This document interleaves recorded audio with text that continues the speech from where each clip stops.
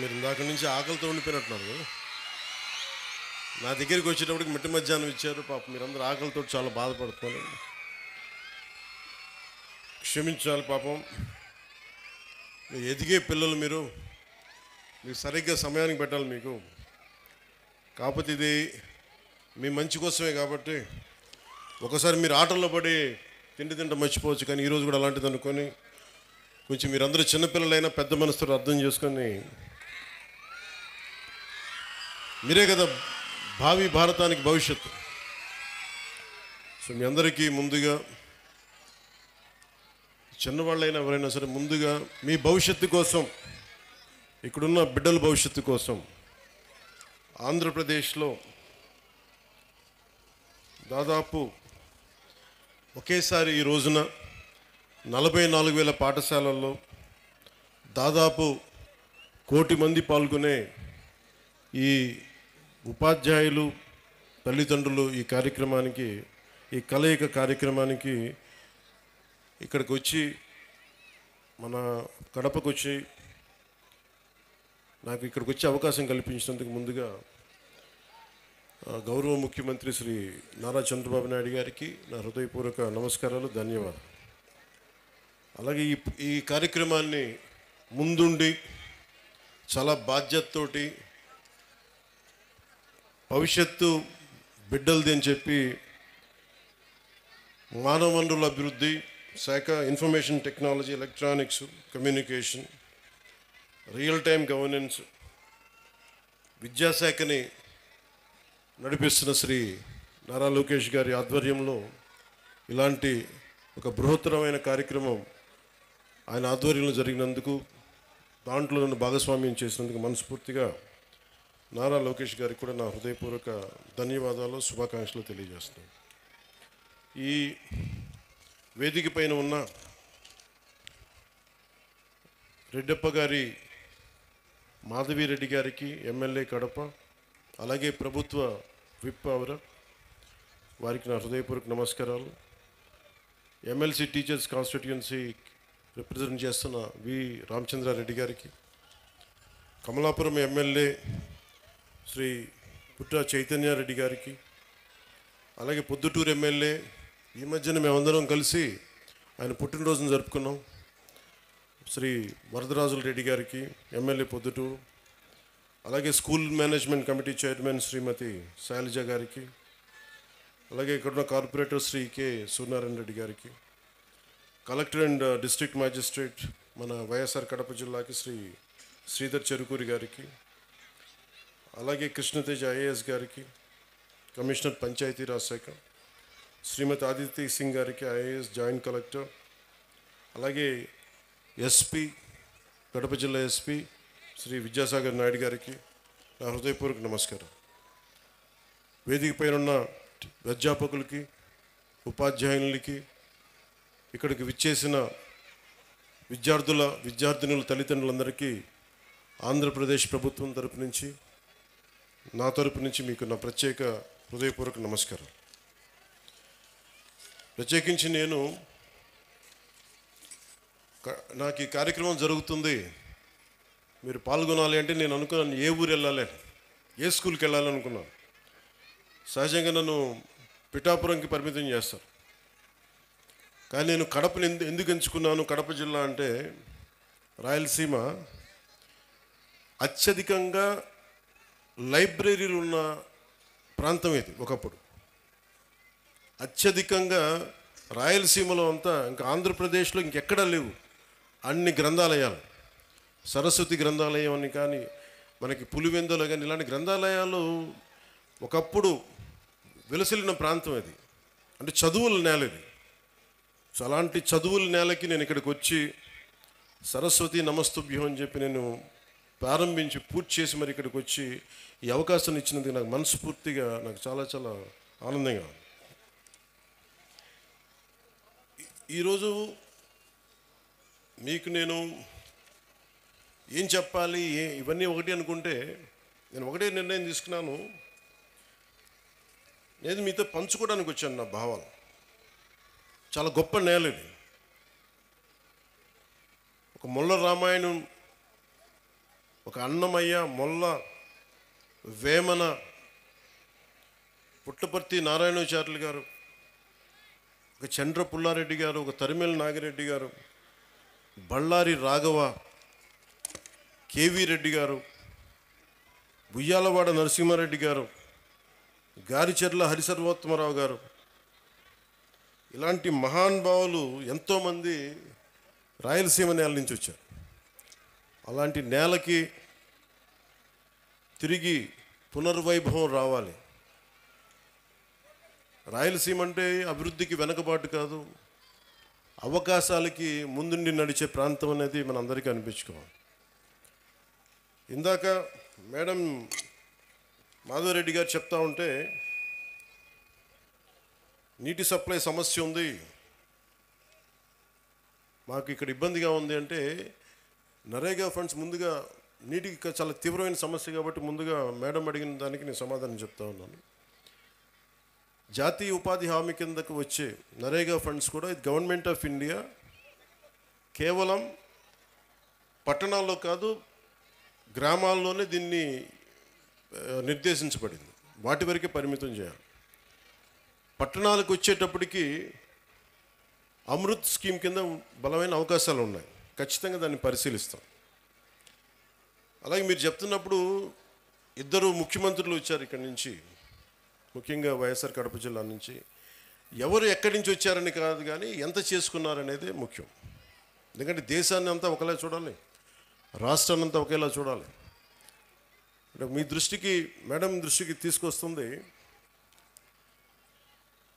ఉదాహరణకి 2014-19 సమయంలో నేను ఉద్దానం సమస్యను బయటికి తీసుకొస్తే, ఆ రోజున గౌరవ ముఖ్యమంత్రి చంద్రబాబు నాయుడు గారు, అప్పుడు ముఖ్యమంత్రి, 61,80,00,000 రూపాయలు ఆ రోజున చేసి ఆ ఉద్దానం ప్రాజెక్ట్ని ముందుకు తీసుకెళ్లారు.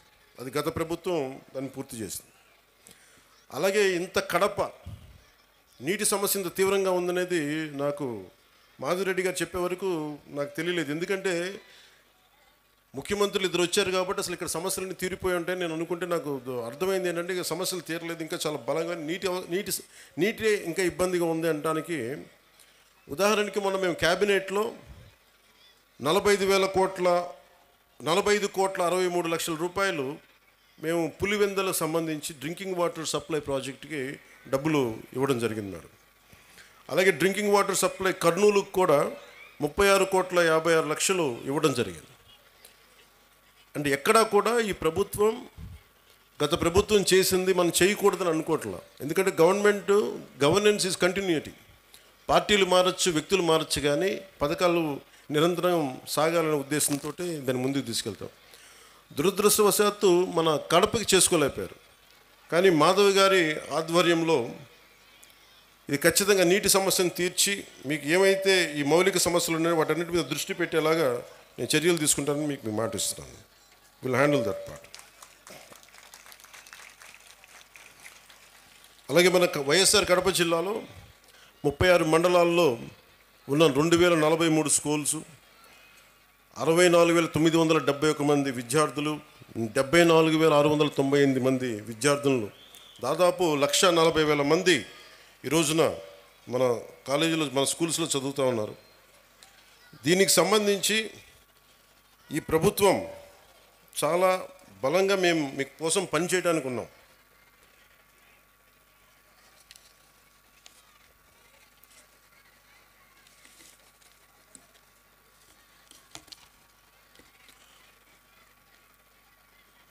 ఒక దేశం ఎంత అభివృద్ధిలో ఉంది అంటానికి హ్యూమన్ డెవలప్మెంట్ ఇండెక్స్ అని మనం ఉంటుంది. దాంట్లో ముఖ్యంగా వచ్చేది హెల్త్ ఒకటి, వాటర్, శానిటేషన్, ఎంత పౌష్టికాహారం ఉంది, క్యాలరీ ఇంటేక్, లిటరసీ, ఎడ్యుకేషన్, ముఖ్యంగా ప్రైమరీ, సెకండరీ, ఇవన్నీ ఎలా చెప్తామని. నిజంగా మనం సరైన సమాజాన్ని సరైన చదువు ఇవ్వలేకపోతే ఏం జరుగుద్ది అంటే అది ఎప్పుడూ అభివృద్ధి దిశగా వెళ్ళదు. అందుకని ఈ డెవలప్మెంట్ ఇండెక్స్ని బేస్ చేసుకొని ఏ ప్రభుత్వం కానీ ఏ దేశమైనా దీనికి ముందుకెళ్తుంది.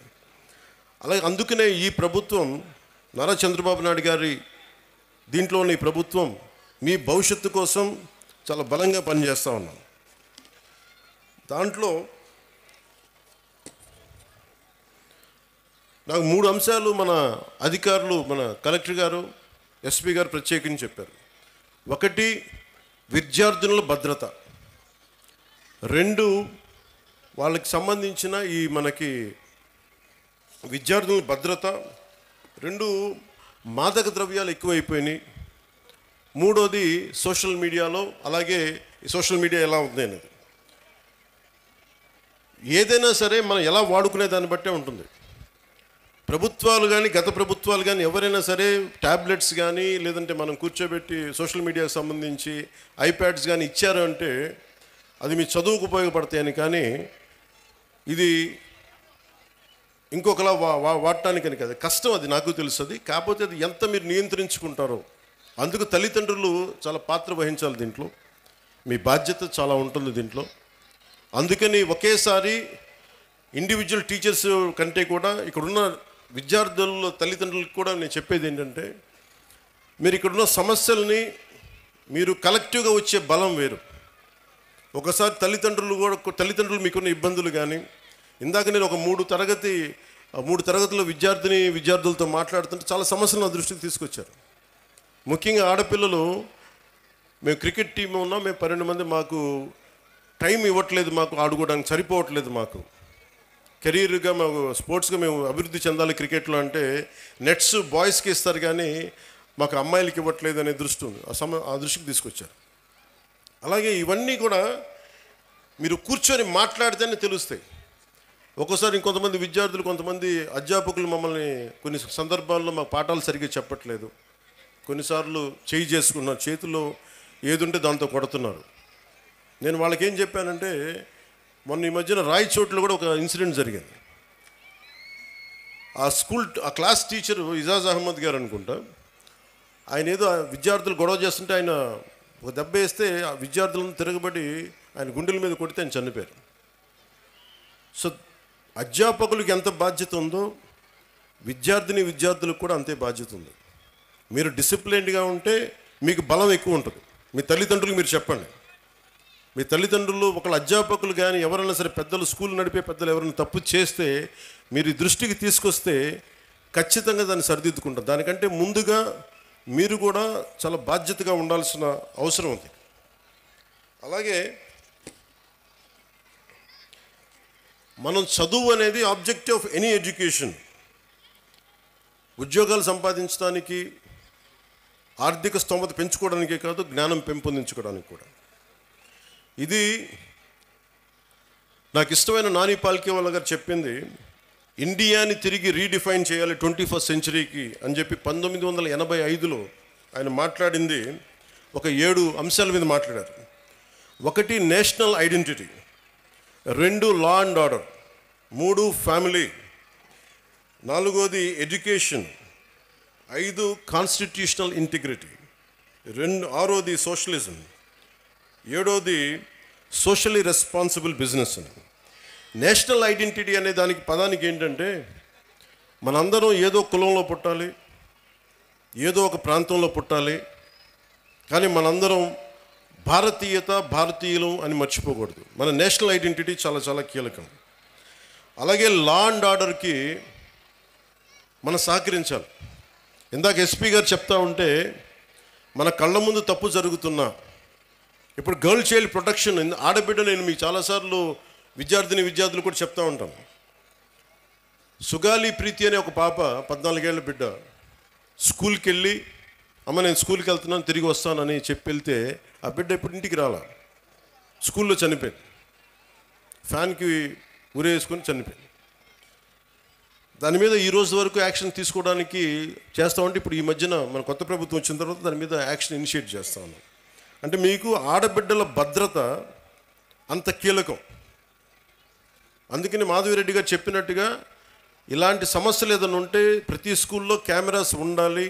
అలాంటి ప్రతిపాదన గౌరవ ముఖ్యమంత్రి గారు కూడా ఆలోచిస్తూ ఉన్నారు. అందుకని దాన్ని ఆడబిడ్డల భద్రత కోసమే కాకుండా ఎలాంటి సమస్యలు ఉన్నా కానీ ఉత్పన్నం కాకుండా ముందుగానే పట్టుకోవడానికి కెమెరాస్ ఉండాలి. సో దాన్ని కూడా మేము దృష్టిలో పెట్టుకుంటా ఉన్నాం. అలాగే ఫ్యామిలీకి సంబంధించిన దాకా మాట్లాడితే, ఒకటి ఎంతమంది బిడ్డలు ఉన్నారని కాదు, కానీ ఎంతమందిని మనం బాగా చూసుకుంటున్నాం అనేది. తల్లిదండ్రులు ముఖ్యంగా మీ బిడ్డలు ఏం చేస్తున్నారు, సరిగ్గా ఉంటున్నారా లేదా? నాకు తెలుసు మీకు కష్టాలు ఉంటాయి, మీకు ఇబ్బందులు ఉంటాయి, కానీ వీటన్నిటిని మించి మనం బాధ్యత తీసుకోకపోతే మనం కనీసం ఒక 10 నిమిషాలు మీరు చూసుకోవట్లేదని కాదు, కానీ మీరు కొంత సమయం కేటాయించి ఒక దృష్టి పెడితే మీ బిడ్డలు ఎక్కడున్నారు, ఏం చేస్తున్నారు, ఎంత సమయం గడుపుతున్నారు, ట్యాబ్లెట్స్ని సద్వినియోగం చేస్తున్నారా, లేదంటే అవసరానికి మించి వాడుతున్నారా, చెప్పిన పర్పస్ కాకుండా దేనికదన్నా వాడుతున్నారా, ఇవన్నీ కూడా మీ దృష్టిలో ఉంటే ఇంట్లోనే కొంత కరెక్ట్ చేయాల్సిన అవసరం ఉంది. తర్వాత స్కూల్స్. అలాగే మీకు లా అండ్ ఆర్డర్లో సంబంధించి మీరు ముఖ్యంగా బిడ్డలు గుర్తుపెట్టుకోవాల్సింది, చిన్నపిల్లలకి వాళ్ళు క్లీన్ స్లేట్, ఏమీ రాయని ఒక వైట్ పేపర్ లాంటి వాళ్ళు మనం ఏమి రాస్తామో దానికి అదే తయారవుతారు. సో ఇంట్లో పెద్దలు కూడా మీరు అనుక్షణం చూస్తూ ఉండాలి. మీరు కేవలం మన వరకే ఆలోచిస్తే, మన కులం, మన ప్రాంతం, ఇక్కడి దాకా ఆలోచిస్తే పిల్లలు కూడా అదే స్థాయిలో ఉంటారు. మీరు ఇవ్వాల్సింది వేమన లాంటి మహానుభావుడు పుట్టిన నేల ఇది.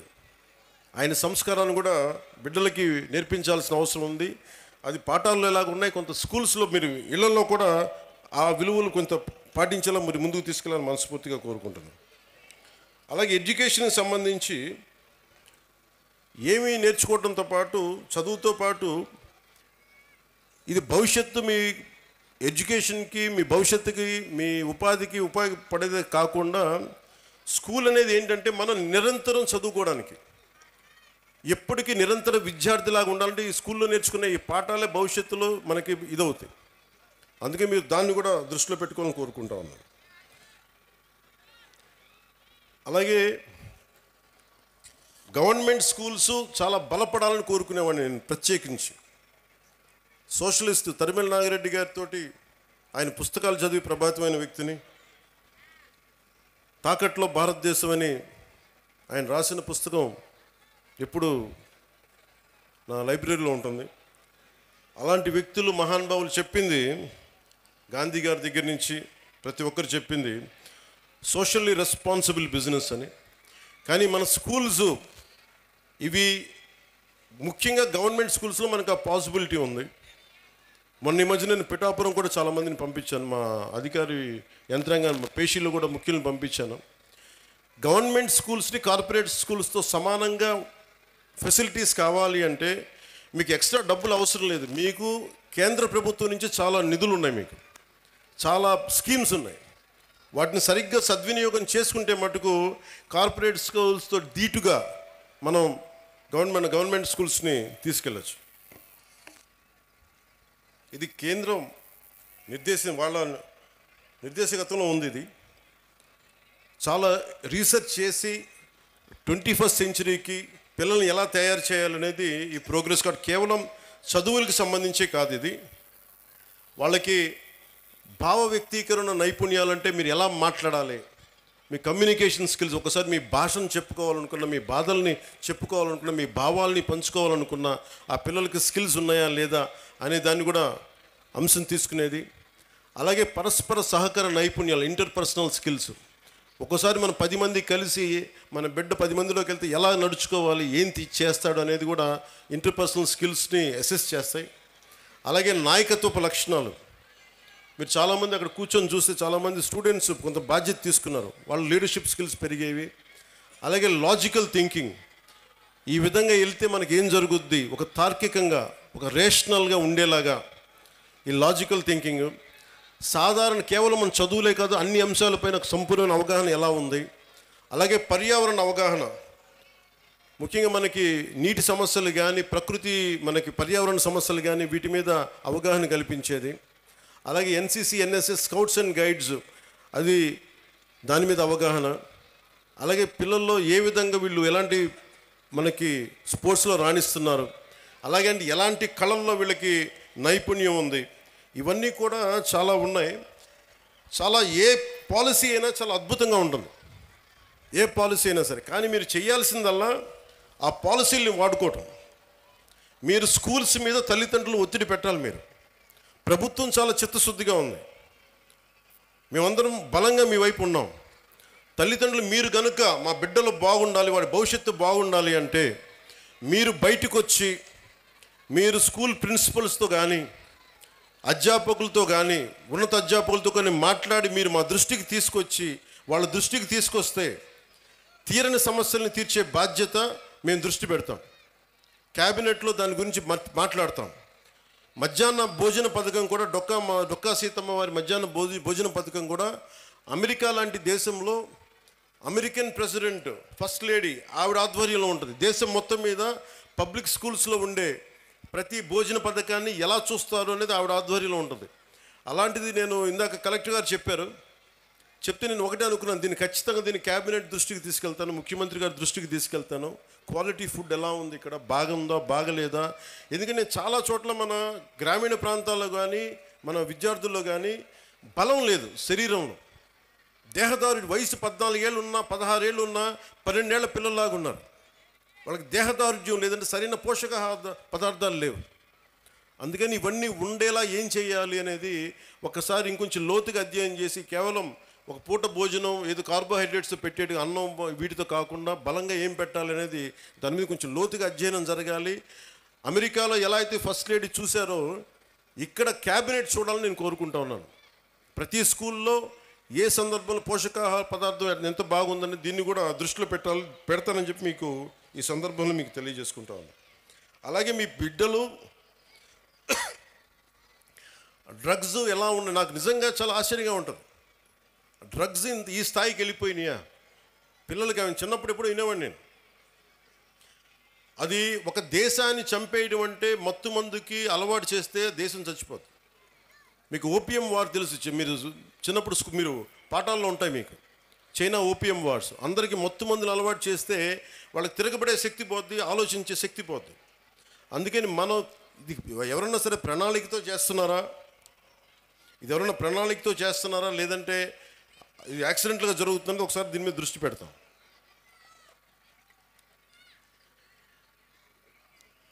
అలాగే సైబర్ క్రైమ్ ఒకటి ఎక్కువైపోయింది, సోషల్ మీడియాది కూడా. అది మీ బిడ్డలకు కూడా మీరు చెప్పాల్సిన తల్లిదండ్రులుగా చాలా బాధ్యతగా సోషల్ మీడియాని వాడాలి. ఈ మధ్యనే ఆస్ట్రేలియా గవర్నమెంట్ కూడా ఏం చేసిందంటే 16 ఏళ్ల వయసు ఉన్న వరకు అసలు సోషల్ మీడియా అకౌంట్స్ ఓపెన్ చేయకూడదని పెట్టారు. అలాంటివి కూడా ఆంధ్రప్రదేశ్ ప్రభుత్వం భారతదేశ ప్రభుత్వం ఆలోచించేలా మేము చర్యలు తీసుకుంటామని తెలియజేసుకుంటాం.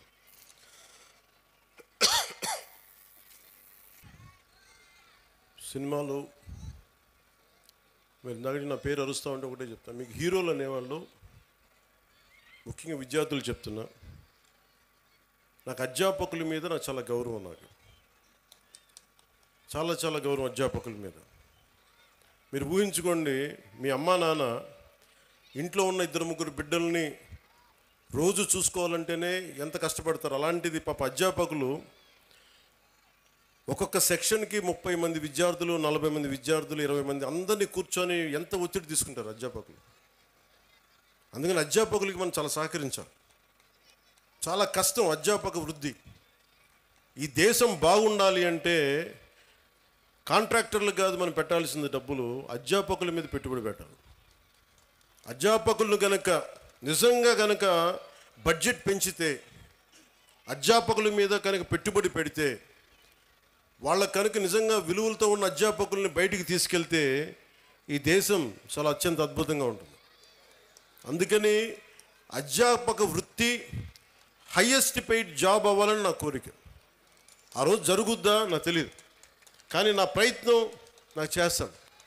ఎందుకంటే నాకు చిన్నప్పుడు టీచర్స్ నాకు నేర్పించిన పాఠాలే. ఒక టీచర్ నాకు దేశభక్తి గురించి చెప్తే, ఇంకో టీచర్ నాకు సైన్స్ గురించి చెప్పారు. ఒక్కొక్క టీచర్ సరిగ్గా ఉంటే మనకి ఆ సబ్జెక్ట్ మీద ప్రేమ వచ్చేస్తాయి. సో టీచర్స్ కూడా నా విన్నపం, నాకు తెలుసు మీకు ఎంత కష్టాలు ఉంటాయో. మీరు నలిగిపోతూ ఉంటారు, పిల్లల్ని చెప్పి అలిసిపోయి ఈ పిల్లల్ని కూర్చోబెట్టిలోపు 5 మంది లెగుస్తూ ఉంటారు, మీరు అలిసిపోతారు. పోషకాహారం మీకు కూడా కావాలి. నిజంగా నాకు అదే అనిపిస్తుంది. ఎందుకంటే అలిసి నేను సభల్లో మాట్లాడుతూ గొంతు అవిసిపోతూ ఉంటుంది నాకు. సో పోషకాహారం పిల్లలకే కాదు మీకు కూడా కావాలి. మీకు కూడా వైటమిన్ డెఫిషియన్సీ ఉందా, మీకు కూడా ఒకసారి వైటమిన్ డెఫిషియన్సీ ఉంటే విసుగు వచ్చేస్తుంది. సో అది కూడా చూడాలని నేను కోరుకుంటా ఉన్నాను. Highest paid job should be for teachers. ఈ దేశం బాగుండాలి. ఎందుకంటే మీరు సరైన టీచరు ఒక్కళ్ళు దొరికితే దేశం తాలూకు దిశానిర్దేశాన్ని మార్చేస్తారు. నాకు ఒకే ఒక టీచర్ చెప్పాడు, ఇప్పుడు 9th-లోనో 10th-లోనో నాకు తెలుగు పాఠం చెప్పాడు. ఆ తెలుగు పాఠం ఒకటి దేశభక్తి గురించి చెప్పాడు, చంద్రశేఖర్ ఆజాద్ గురించి చెప్పాడు, భగత్ సింగ్ గురించి చెప్పాడు. నాకు దేశానికి ఏదైనా చెయ్యాలని ప్రేరణ కలిగింది ఒక 9th-లో 10th-లో ఇచ్చిన ఒక టీచర్.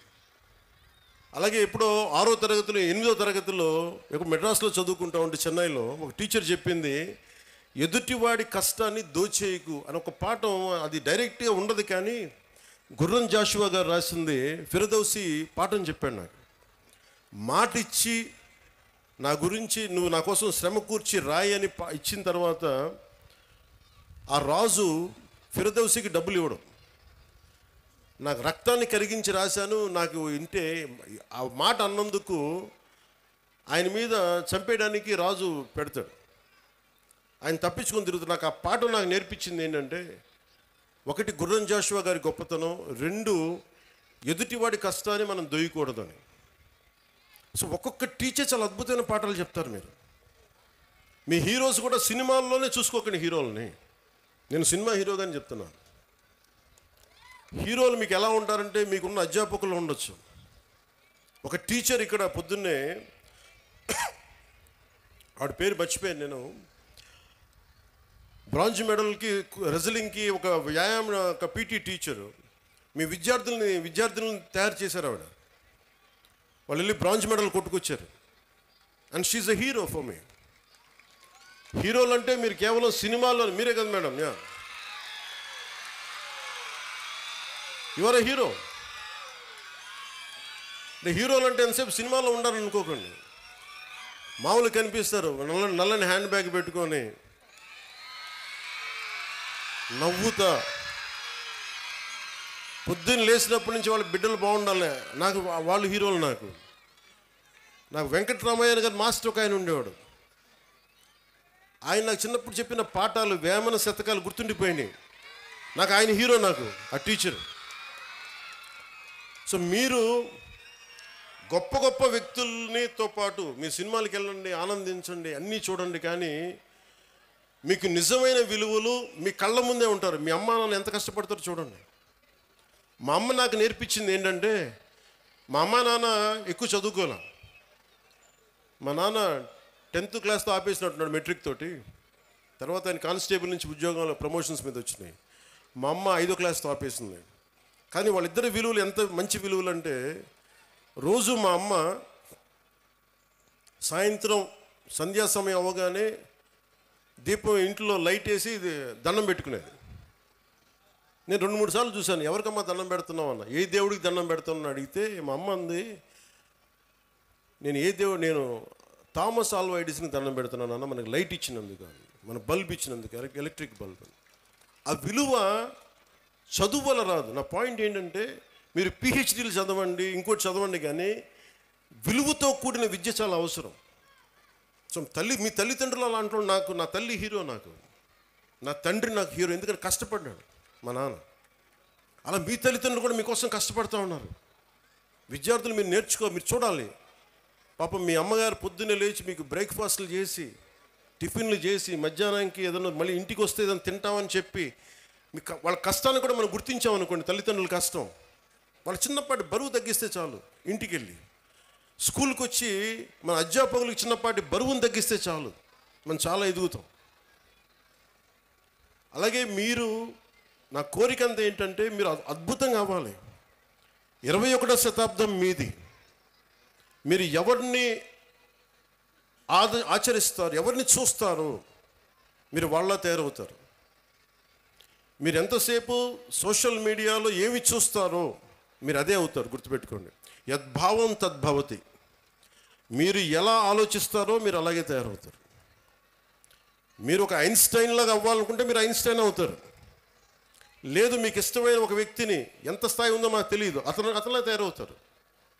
కానీ విలువలు పాటించే వ్యక్తుల్ని మీరు ఆదర్శంగా తీసుకుంటే తప్ప మీకు మంచిది కాదు. నేను ఎప్పుడు కూడా నాకు చాలామంది సినిమా హీరోలు నాకు చాలా ఇష్టం, కానీ నేను తీసుకున్న హీరో నా టీచర్స్, నా హీరోలు. ఒక స్పోర్ట్స్ పర్సన్, ఒక వనజీవి రామయ్య, లేదంటే ఒక దశరథ్ మాంజీ, వాళ్ళు నడిస్తే రీ రికార్డింగ్లు ఉండవు. నా సినిమాలు వేసినప్పుడు నేను నడిస్తే వెనకాల రీ రికార్డింగ్లు ఉంటాయి. గెడ్డం తీసినా గెడ్డం ఉంచుకున్న సింహంలో డైలాగులు చెప్తే రీ రికార్డింగ్లు ఉంటాయి. కానీ నిజమైన హీరోలకి రీ రికార్డింగ్లు ఉండవు. కార్గిల్లో మన కోసం చచ్చిపోయిన హీరోలకి రీ రికార్డింగ్స్ ఉండవు. దేశ భద్రత కోసం చచ్చిపోయారు వాళ్ళకి రీ రికార్డింగ్లు ఉండవు. మనం గుర్తుపెట్టుకోవాల్సింది వాళ్ళని.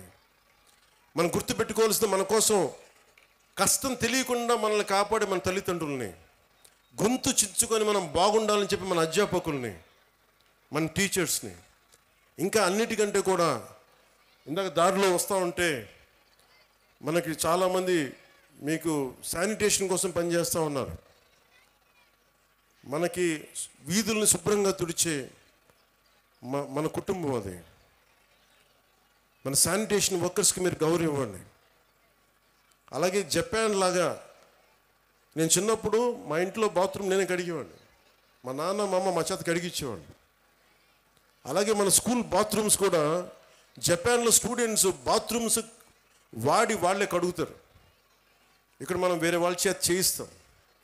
సో విద్యార్థులకి ఎప్పుడైతే మనం అలాంటి పనులు చేస్తామో, అంటే మనం వాడిన బాత్రూమ్స్ మళ్ళీ మనం కడగం, ఇంకెవరో కడగాలి, అలా కుదరదు.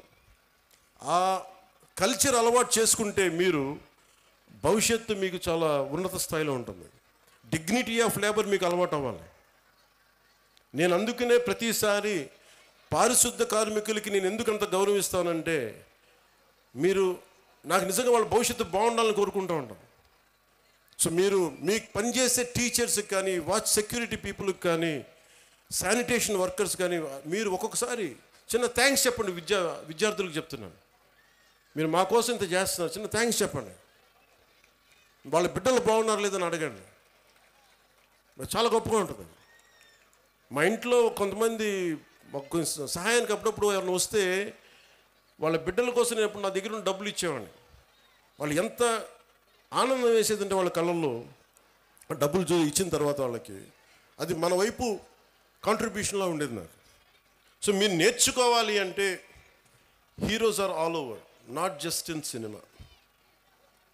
మీకోసం పాఠాలలో ఉన్నారు హీరోస్, సరిహద్దుల్లో పనిచేస్తున్నారు, దేశం కోసం పనిచేసి ప్రాణాలను పణంగా పెట్టి చచ్చిపోయే పోలీస్ కానిస్టేబుల్స్ ఉన్నారు, కష్టం తెలియకుండా మేధస్సుతోటి పనిచేసే కలెక్టర్లు, ఐఏఎస్ లాంటి వాళ్ళు ఉన్నారు.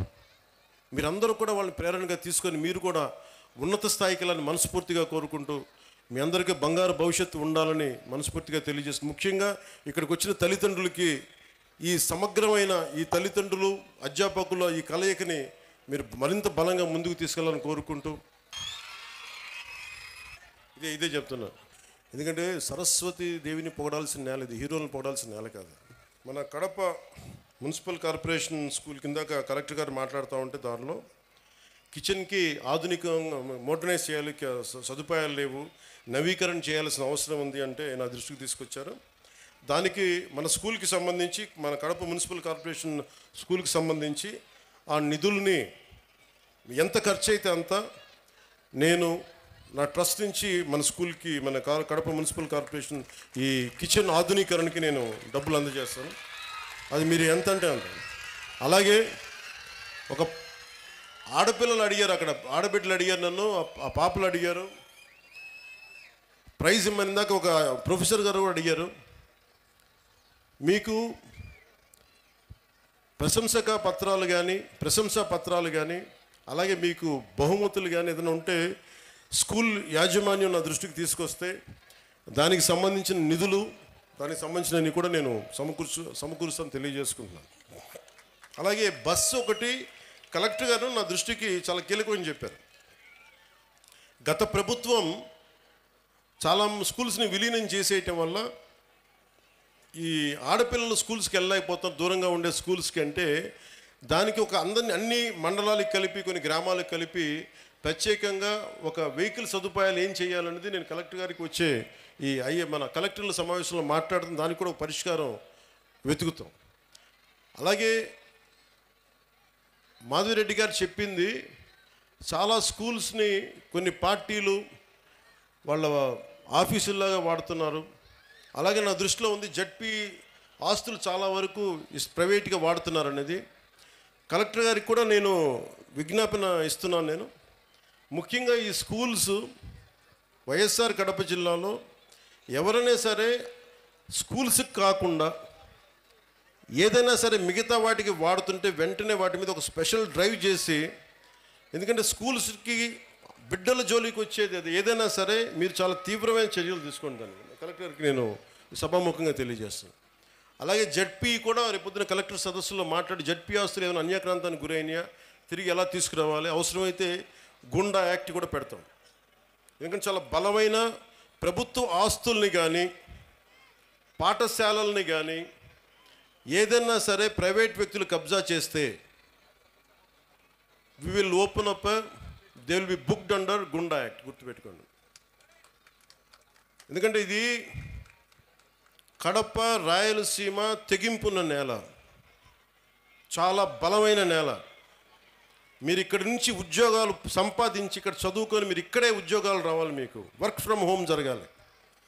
దానికి మీరు ఏం చేయక్కర్లా, మీరు బలంగా బయటకు వచ్చి రోడ్ల మీదకి రండి సమస్య వచ్చినప్పుడు. మిగతాది మేము చూసుకుని నాకు ఇవ్వాల్సినది ఒకటి ఇవ్వండి మాకు చాలు.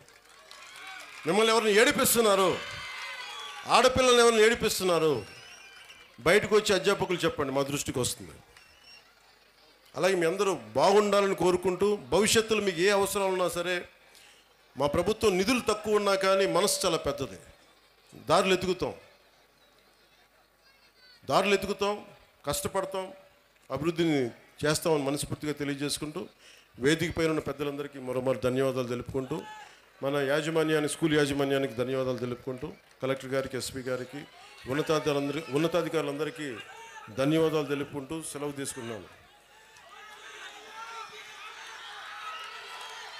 జై ఆంధ్ర, జై హింద్.